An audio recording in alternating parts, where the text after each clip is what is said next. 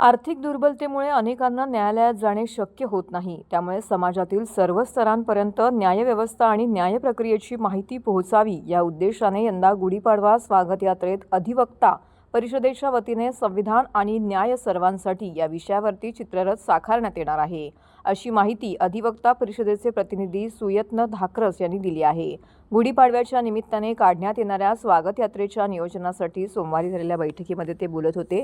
श्री गोपिनेश्वर सांस्कृतिक न्यास ठाणे यांच्या वतीने दरवर्षी गुढीपाडवा आणि हिंदू नववर्षाच्या स्वागतासाठी ठाणे शहरामध्ये भव्य अशी स्वागत यात्रा काढली जाते. या यात्रेमध्ये शहरातील विविध संस्था एकत्र येऊन सामाजिक सांस्कृतिक जनजागृतीपर संकल्पनांवरती आधारित चित्ररथ सादर करतात. या माध्यमातून समाजाला विविध संदेश दिले जातात. यंदा या स्वागत यात्रेचे 26वे वर्ष असून न्यासाकडून महिनाभर आधीपासूनच तयारीला सुरुवात करण्यात आली.